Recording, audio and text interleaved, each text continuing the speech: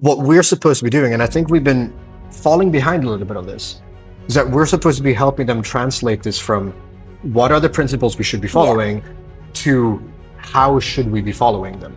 Everything else of just the fundamental, what are people doing with this? Because if we don't know that, we don't really know what challenges we're facing or what opportunities we're having. There are very good things that can be done with this stuff. Yes. It just needs to be done kind of in the correct ways, so to speak. AI is out in the world now, so it's settled. It's like, oh, we just now need to discover what's happening or whatever. Go It's like, play, right? yeah, exactly. But what we need to discover is not what, the impact that AI is having as such. What we need to kind of understand is actually not only the impact have, but also like how that changes over time. What is the process of coming to terms with this stuff, right? Like to sort of almost abstract it a little bit, right? Today, we have a very special guest. Meet Eric Orlowski. He's a tech anthropologist, AI governance advocate, and researcher in emerging technologies. A Swedish-born, globally rooted researcher who believes tech should serve people and not the other way around. Part grassroots thinker, part systems builder, and full-time tech nerd with a heart. Hi, Eric. Thank you for joining us today. Thank you for having me. I would love to start with you dialing it back and taking us back a little bit.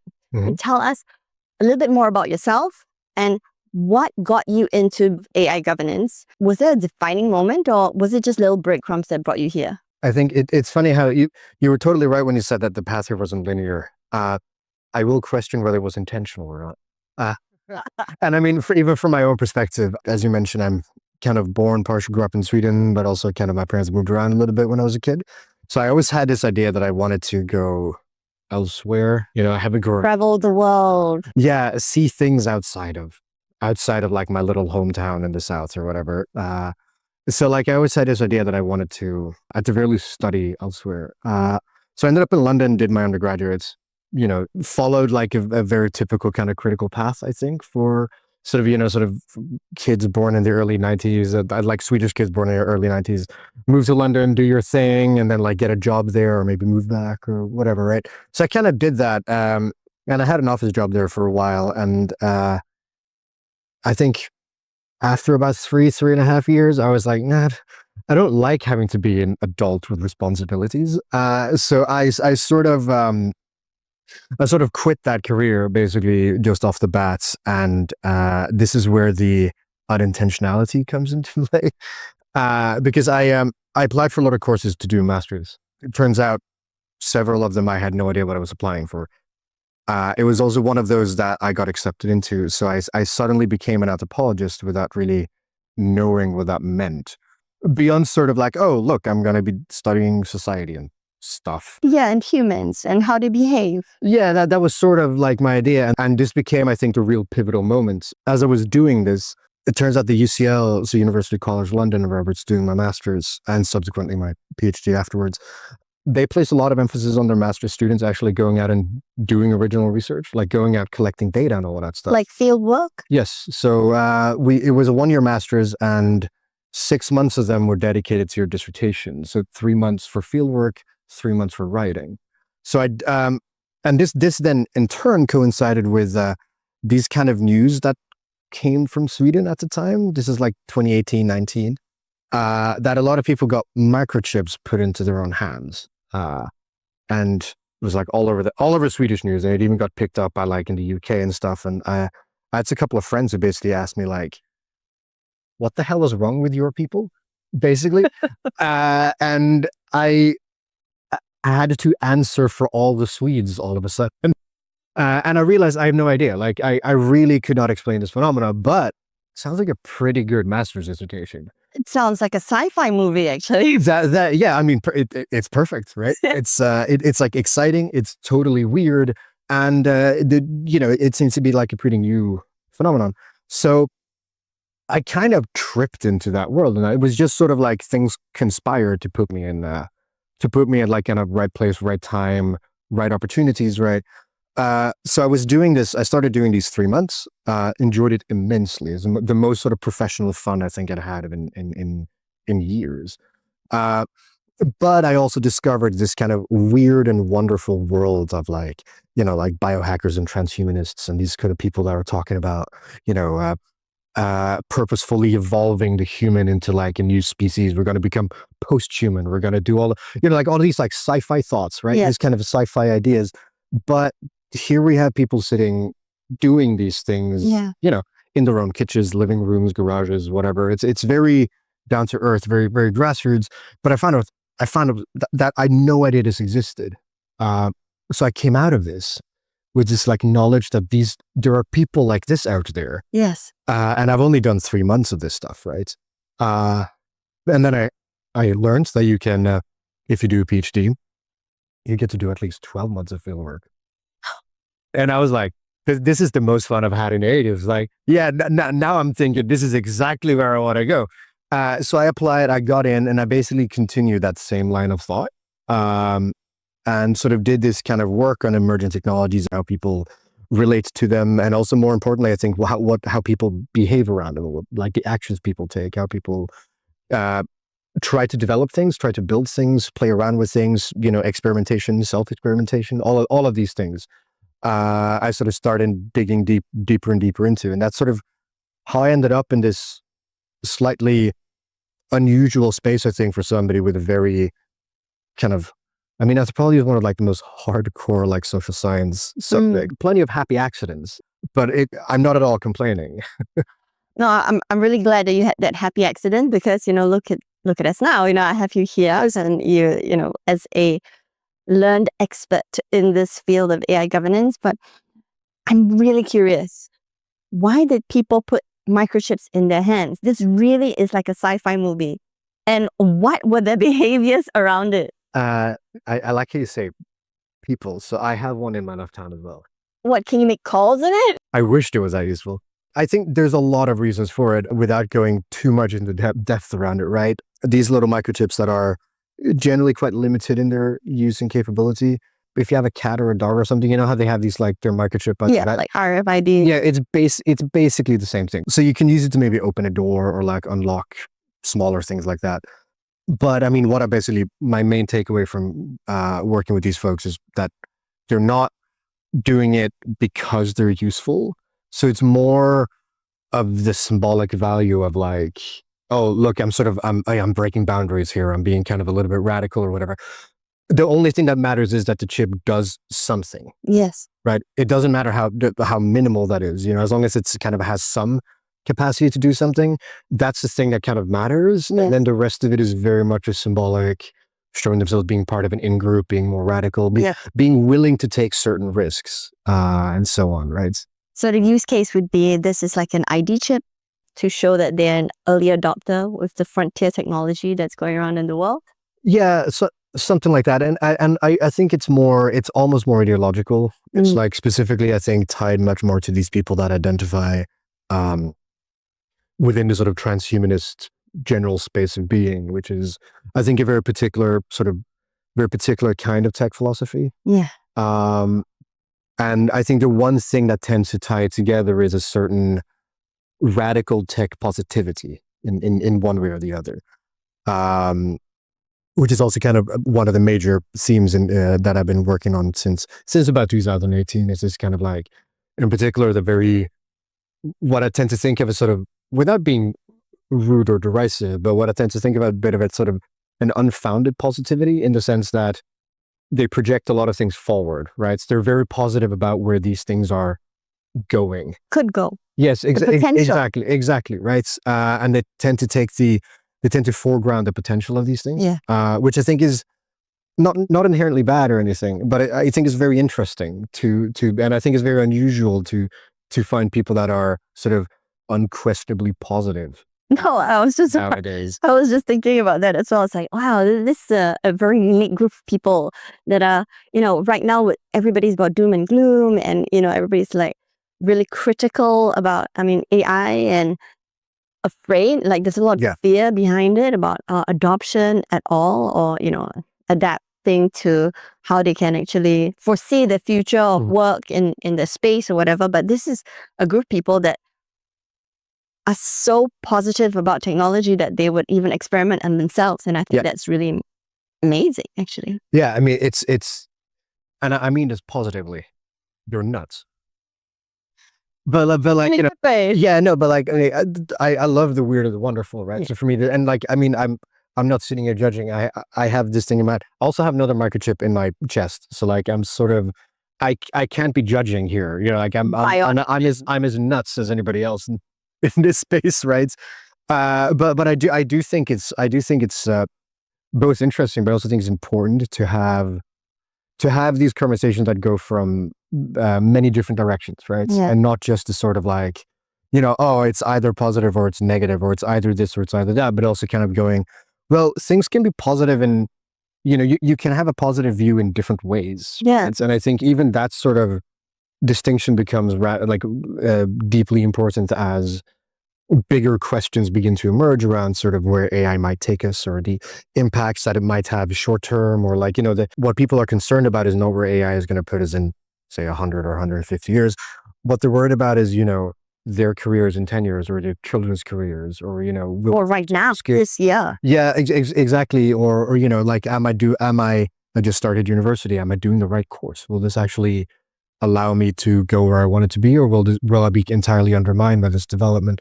Will this lead to, I don't know, I mean, worst case scenarios, things like social unrest because you have increased unemployment rates, things like that.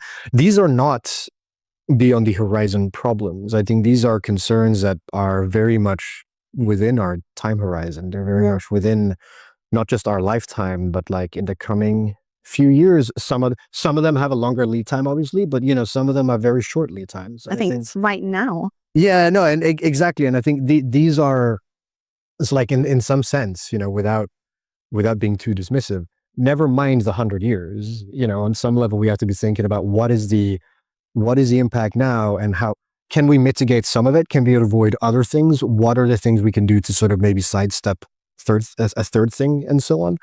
But these questions kind of transcend the overarching, on balance, will it be good or bad kind of conclusions, because on balance, you know, collapses a lot of things in between into good or bad, where it like there's a lot of nuance along the way. No, I'm really glad that you brought this up, because I mean, it's oversimplification of things, right? That we are so used to doing, to just pigeonhole them into spaces or concepts that we can easily understand. Sure. And I love that you actually brought up that this whole microchip thing, as interesting as it sounds, it really comes down to the human behavior, to the belief systems, to the culture, and what they identify with and what they hope, right?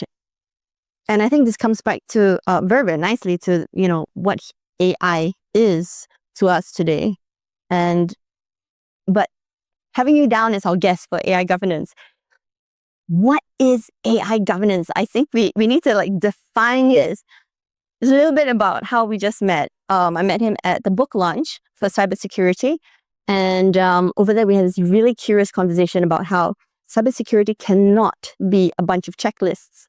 And that's where you told me that AI governance cannot be a bunch of checklists as well, right? So could you please help us to understand, how can we define what AI governance actually is? Is it rules? Is it pillars? Like, what is it?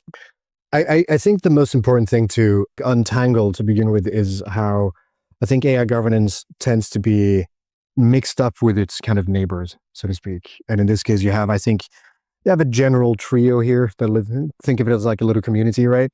You have AI governance, or governance more broadly. Yep. You have regulation, and then you have like public policy, broadly speaking, right?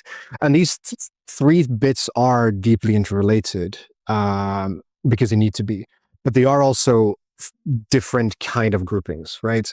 So I think by beginning to just look at these three things, it will help clarify a lot of what governance is. All right, let's dig in. So like, you know, very simple terms, right? Without sort of boring your viewers or listeners too much. On the one hand, like public policy, we can think of as the wider strategic perspective, right? This is usually at the level of governments. You know, big corporations also obviously have internal policies and so on. But if you look at it in terms of public policy, it's usually very high level strategic direction. This is where we're heading. This is what we want to do. This is this is the sort of AI first nations and stuff like that. We got to be AI ready. We need to be, you know, a tech first country. We need to, you know, 15, 20 years ago, we were talking about like national digitalization strategies, stuff like that. Yeah. That is policy, right? or public policy in this case. Then you have the regulatory aspects, which are basically just simply put, it's the legal requirements.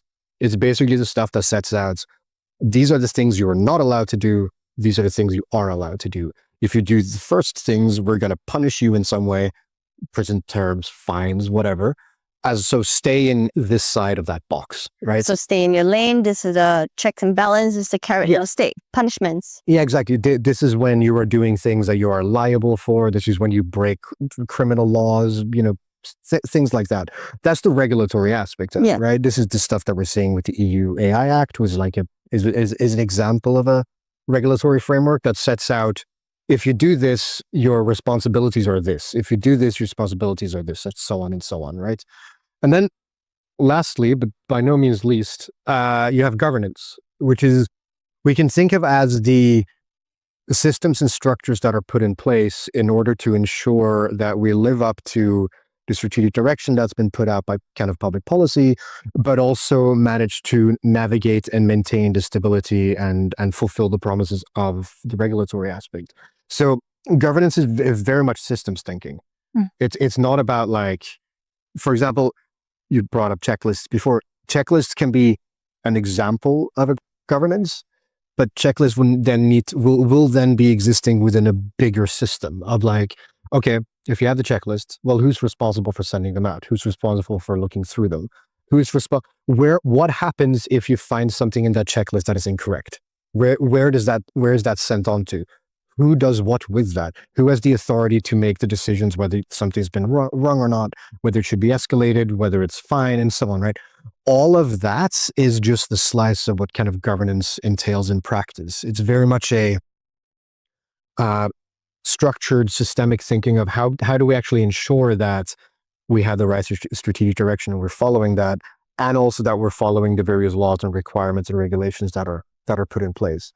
So taken together, right, you can see how these things fit into like a nice kind of little ecosystem with each other. Like a pie, yeah. Yeah, exactly. And then if we then think very specifically about AI governance, it's basically the systems that are developed in order to manage AI systems in various settings, whether that is in civil society, in government, in industry and in enterprises and so on and so forth, right? So it's basically who has the authority to do what in what setting, who decides over what are the various rules that are put in place.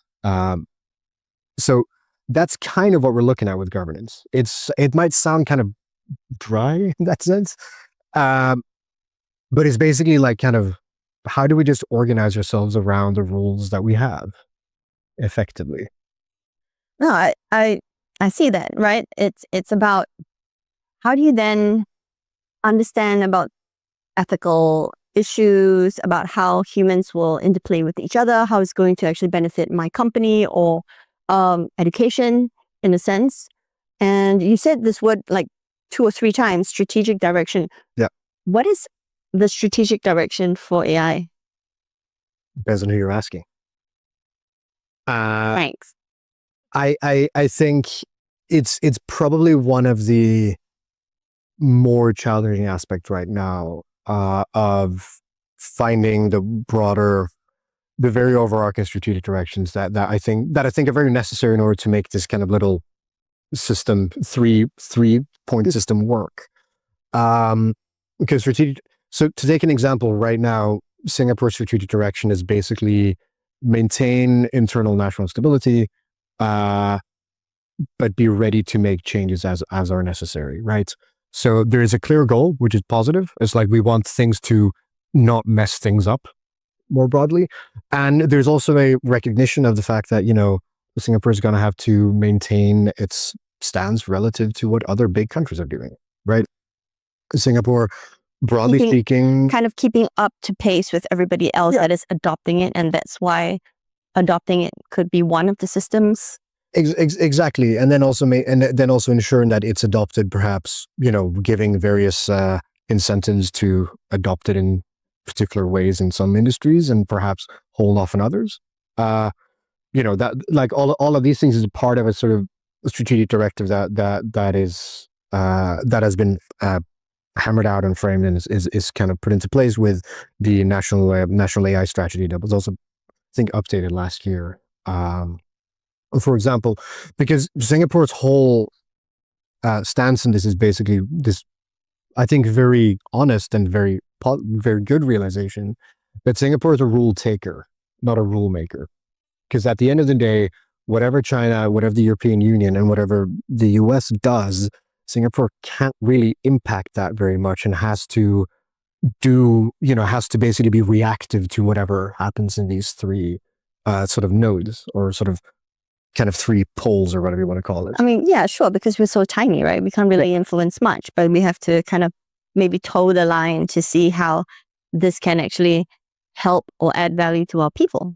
Yes, exactly. And obviously you can do that by, you can begin to regulate very heavily and kind of forbid things or whatever. But that might be, in some ways, in the short term, that might be the safest thing you can do.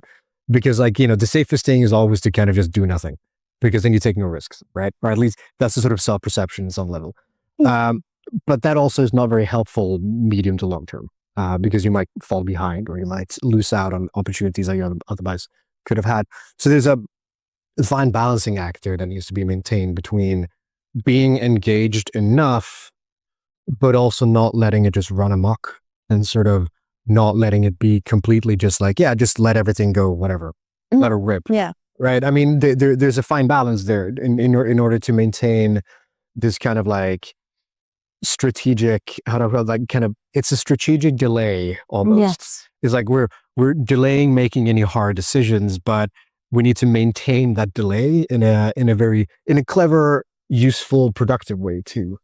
Yeah, I can see that, I guess. I mean, now that DeepSeek has emerged this year, it's made it really accessible for big companies to try to adopt it and see what they can do with it, experiment, explore. I do feel that there is a bit of a sluggish uptake still, right? And there is this fear about adopting AI, about what it can do, and not really knowing how to do that as well. Mm-hmm. What do you think that is? I think my very personal sort of analysis of this sits very much in this space, that I think the way that AI governance has to communicate its sort of its job, its reason to exist, basically, I think has been unfortunately lopsided in the sense that we tend to frame it as a high level sort of high level strategic overview kind of approach, where we, and I really say we in terms of AI governance kind of professionals, we have had a tendency of talking about this in kind of a macro perspective with $1 million words that sound very complicated, that sounds very difficult, and also kind of maintaining a general framing, I think, that is kind of just difficult to approach for most people that don't have their head in the middle of all of this all the time. It's to give you an example, when you look at I think most AI governance frameworks use kind of, 6 to 8 principles. They're usually the same. They might be split out in slightly different ways, but they're usually more or less the same. And it's stuff like ethics and human centricity. It is fairness. It is inclusivity. Was it transparency and explainability? It's all of these things, right? So some might have kind of, ethics and human centricity are maybe split out into 2 different categories. Some of them had them together, but largely, you tend to cover the same area of anything from good ethics to sustainable practice to good data management and things like that. Right? Yes. Privacy, safety, security, and so on. These are all fine. I have no problem with these kind of principles at all. But I do think it becomes very difficult when you just, when there tends to be focus on speaking them as principles. Because if you're then talking to a marketing manager in a company with 25 employees and you start talking about ethics, it's fairness to this person, it's like, they're a marketing manager, man. It's like they're not trained for this.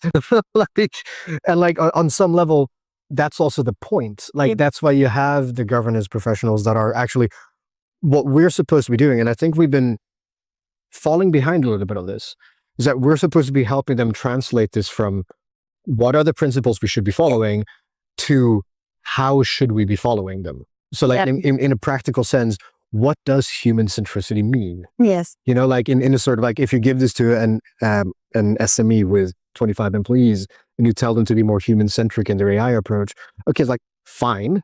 What does it mean? But like, Dave in IT he's like, yeah, fine, but I'm not a philosopher, No, I get that you say that, because it really is trying to really define what it's supposed to mean and how it's going to help the larger population. And there's so much nuance in making it sound this theoretical speak, right?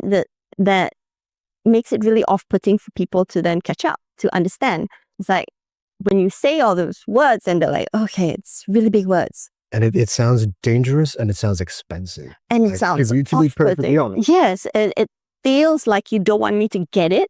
Like, how am I supposed to apply it in my work? How's this going to suit me or my business? Exactly. And I think what we've in the work I've been doing with some colleagues of mine, what we've generally found is that talking to the big corporations, that's easy enough because they have a legal department, they have an army of lawyers, they've already done this stuff with like when GDPR got put into plans and so on and so on. They have a routine. They know what they're doing. This is fine. It might be a bit annoying for them to have to kind of engage with us and do this stuff and sort of translate into new rules and also things like certain laws have not been passed yet, for example. So there's also this little bit of like, oh, but how do we prepare ourselves for an eventuality that hasn't come in and so on, right? But they're ready for this. This is not a problem for them. On the other hand, when you talk to, this kind of Dave in IT and this little MSME with 25 employees, I mean, excuse my French, but you talk, you come to them and talk about kind of governance in these terms, like they'll shit themselves. Because like this sounds, as I say, it sounds dangerous, it sounds expensive. Yeah. And what normally is going to happen is the CEO of that company is going to pick up his phone, call his lawyer and kind of go, what gives, man? And the lawyer is very likely going to go, the safest thing you can do right now is nothing. Yes, but if you don't, it's kind of mandatory to try to adopt AI now. Sure. If you want to get any government grants. So I can see that he's going to shit himself, don't mind me French. But at the same time, they have to try to figure it out. And they're going to be in this spot, right? Sure. And I think this is the unfortunate framing that's come up because it tends to, it unfortunately incentivizes not necessarily companies to do the right thing in that sense. It sort of incentivizes them to do the minimal amount you need to do right now. Yeah. And I think what we need to do is we need to find a way to rebalance this that both drives a sense of adoption and a sense of a willingness of adoption.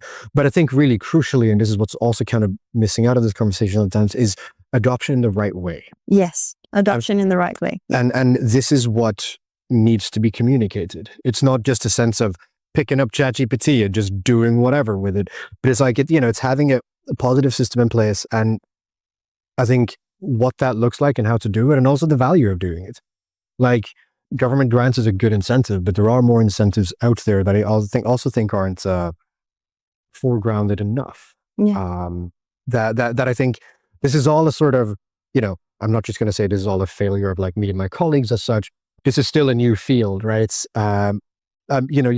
before, for example, you call me an AI governance expert, which I don't agree with. On the simple fact that I don't think there are any AI governance experts right now. It's so new, right? It's a young field. You have AI experts, you have governance experts, you have people, that kind of slid into this a little bit, but that have transferable skills from sort of horizontal shifts.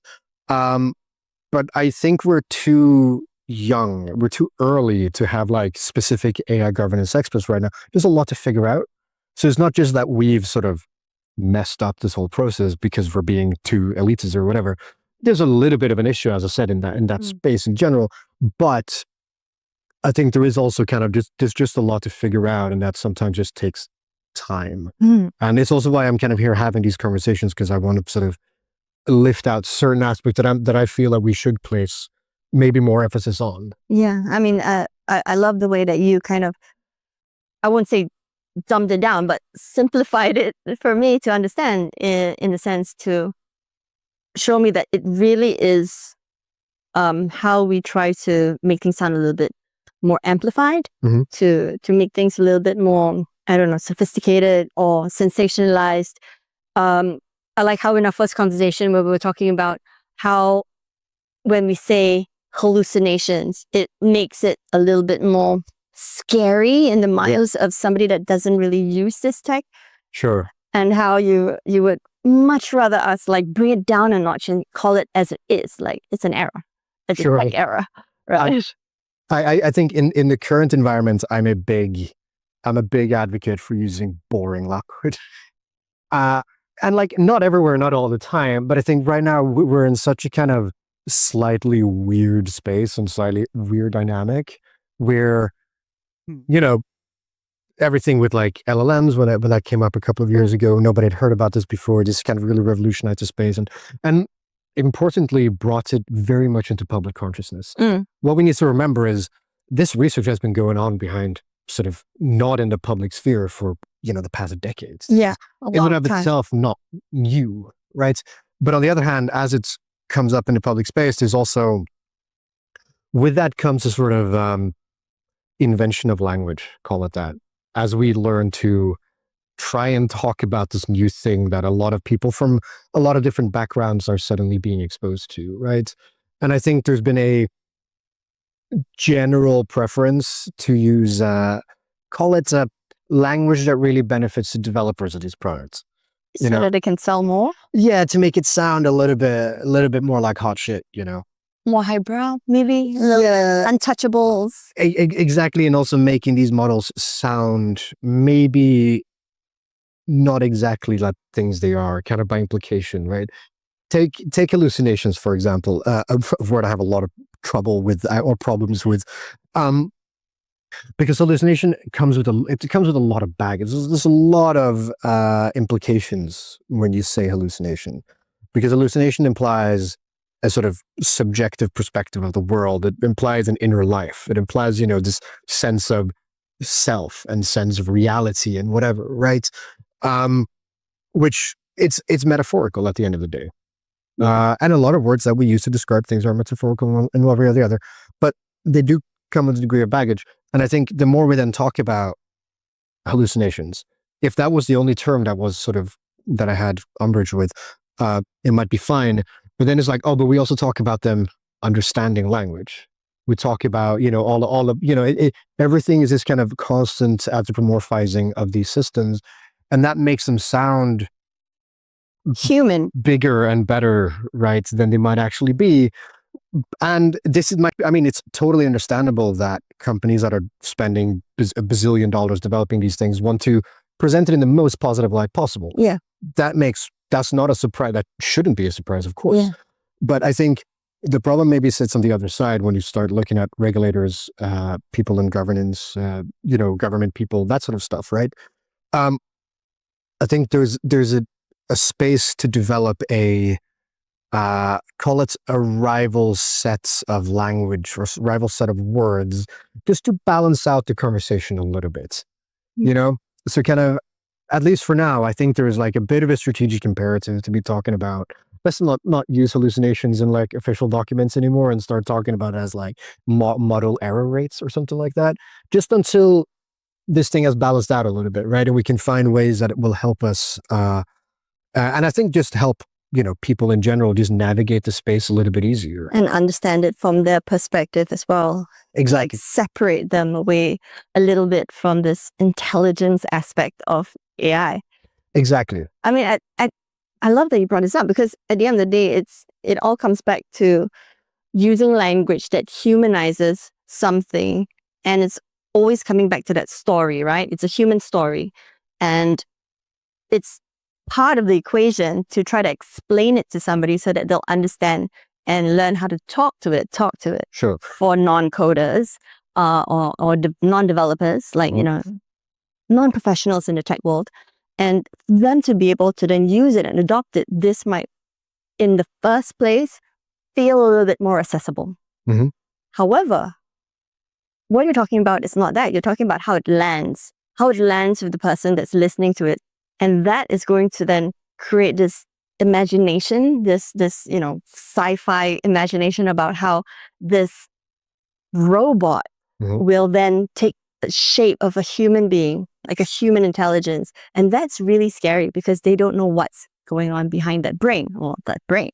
Yeah, exactly. And I think it also sort of, as you say, it also changes the perspective about like what we're actually dealing with. Yes. And I think when it then, if we then were to bring this back to this sort of more boring space, the more sort of governance regulatory kind of dynamic, if you really want to put kind of effective structures in place to make sure that these developments actually do human good, yeah, you must also make sure that there's a certain amount of public support that understands why these are the rules that have been put into place.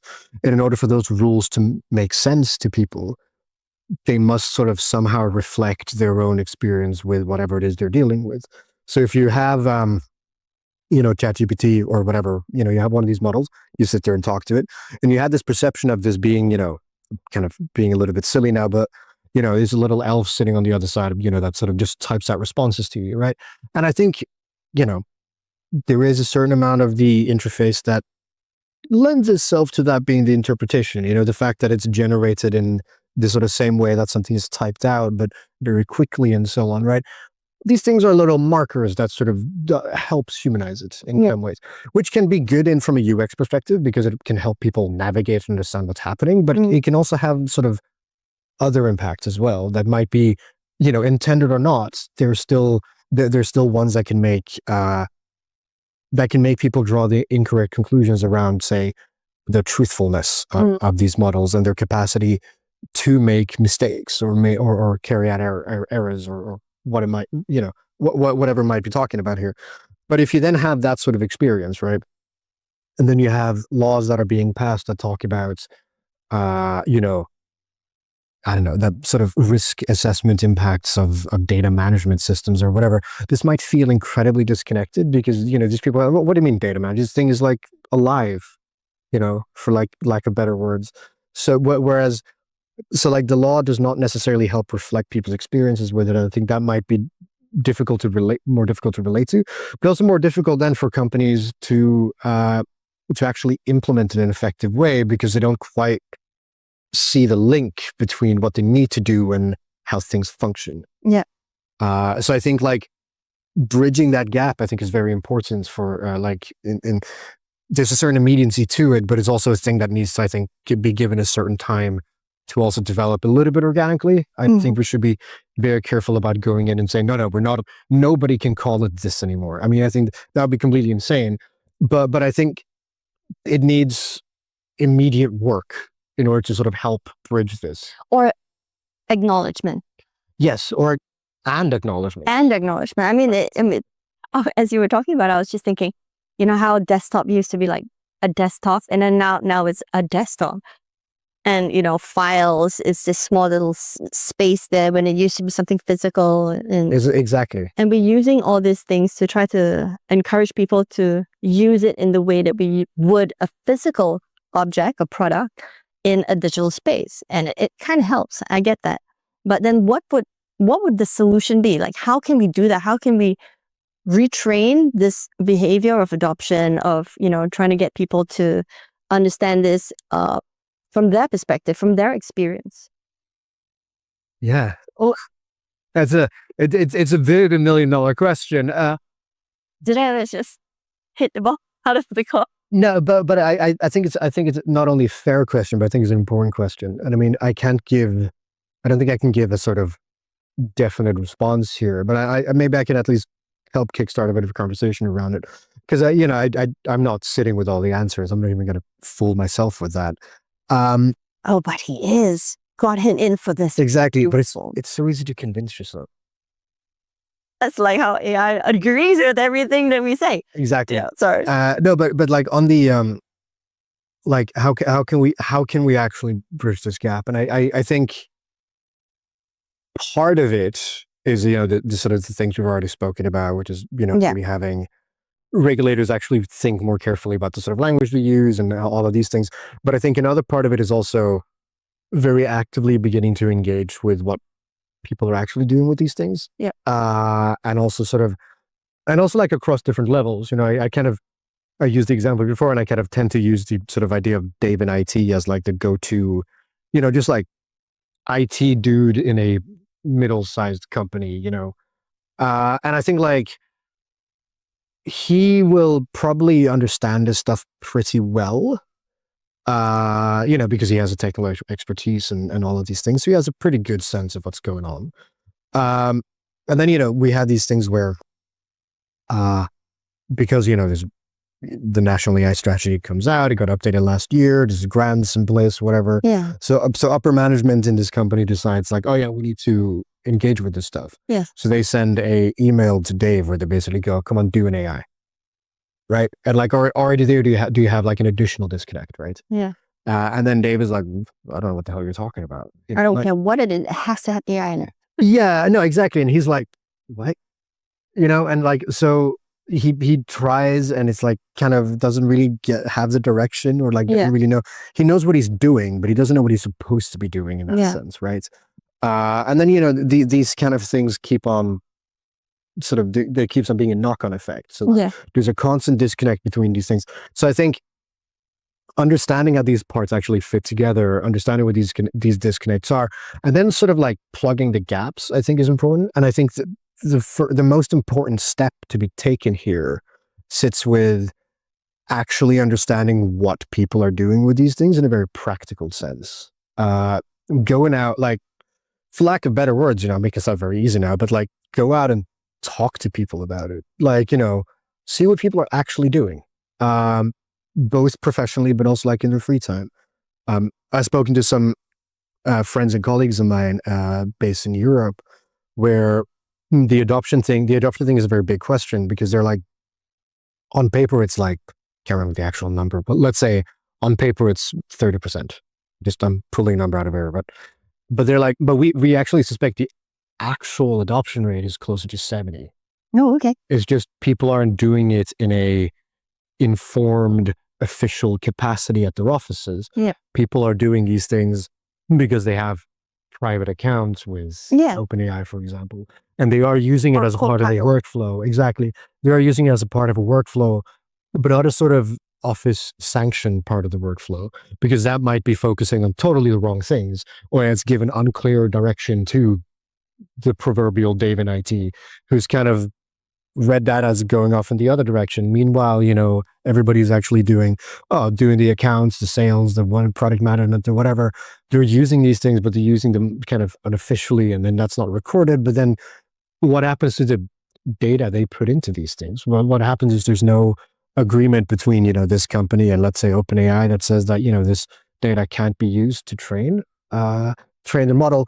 They suddenly start putting in like bit information about and like the names of their customers and things that are then put into these and suddenly you had this breakdown of like what we can broadly speaking call good governance, right?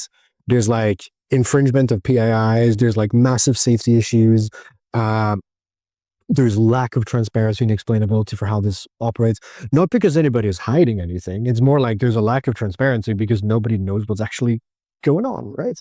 And I think the only way to plug these gaps, I think, is very much looking less at macro perspectives and these kind of like, oh, what is China going to do with their new regulation next month?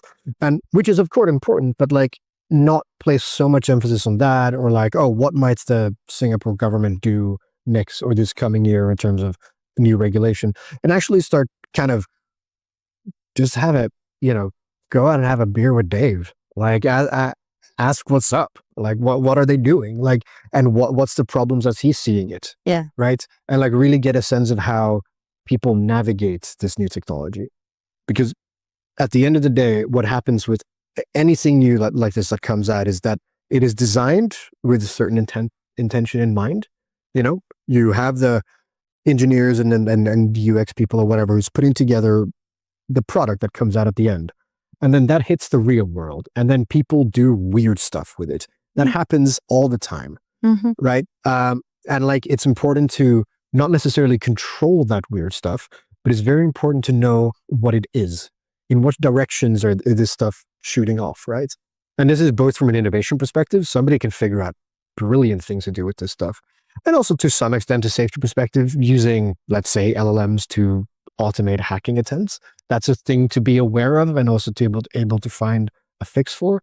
But it's also, everything else of just the fundamental, what are people doing with this? Yeah. Because if we don't know that, we don't really know what challenges we're facing or what opportunities we're having, or that are the opportunities that are actually ahead of us. No, it makes a lot of sense. I mean, at the end of the day, I think a lot of people use this on the side because it's going to expedite their workflow. It's going to help 100%. them write a lot faster. Copilot helps them with the framing or phrasing the email in a very official way, Certainly. which helps them with, it makes it look smart, right? It's also, there's a big benefit to Yeah. people with English as like a second or third or fourth language. Especially in Asia, Yeah. where we are trying to go global, but we can't really, we don't really know how to phrase a proper sentence in a more professional tone, for example. And, these are all very real issues. And there are real benefits that come from this stuff. And it is, I mean, from the academia perspective, a recurring problem for, I don't know how many years when it comes to submitting to journals is this kind of like, you have somebody from Poland or Romania or India or Indonesia or what have you, who's talking about who's done all of this research and they've written a paper, but English is the second to third, whatever language.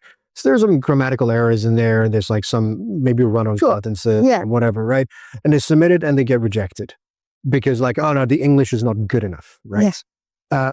Sometimes this happens on really bizarre grounds. And I think there is also kind of a bit of an elitism gatekeeping-y thing there. There's been a debate for a very long period of time. But, now you can have this person who might be able to write this out in Polish or Bahasa or what have you.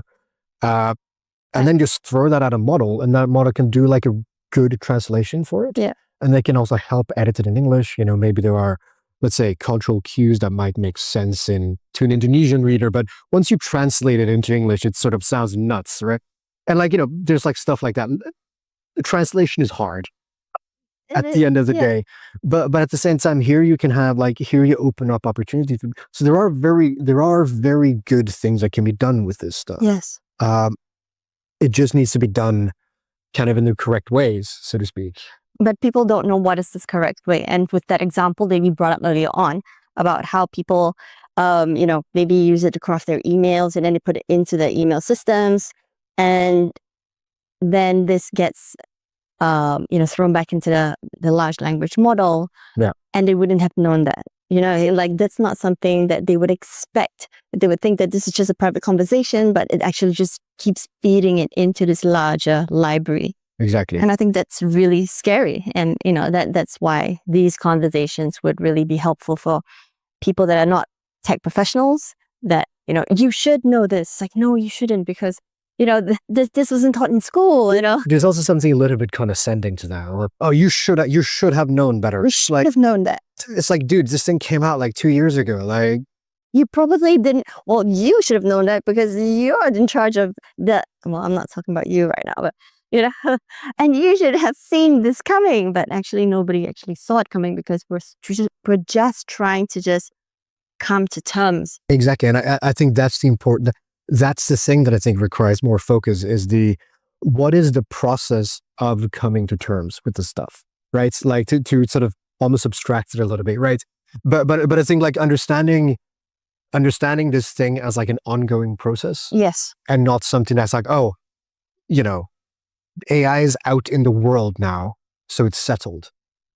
It's we just now need to discover what's happening or whatever. Go play, right? Yeah, exactly. But what we need to discover is not what, the impact that AI is having as such. What we need to kind of understand is actually not only the impact but also how that changes over time. Yeah. Right. And so I think there's a procedural thing that needs to be understood. And this means that this is ongoing work, no matter how you slice it. I can't sort of, we've now solved AI governance. Let's pack it up, boys. I mean, that's never going to happen. It's going to be, okay, we're going to develop some kind of framework that's going to work until a change happens. And then we're going to have to extend it or change it or develop a new one or whatever. And then that's going to keep happening. But it's great because it also celebrates human ingenuity and innovation, right? And that's, your job. No, I mean, pretty much. Come on to like keep up. But, it brings me back to the whole idea of computer says no. Yeah. Yeah. No, exactly. Right. And I think that it's just this dance, right? This tango, like going backwards and forwards. And it's like, but at the end of the day, I remember that you were trying to explain it in a sense.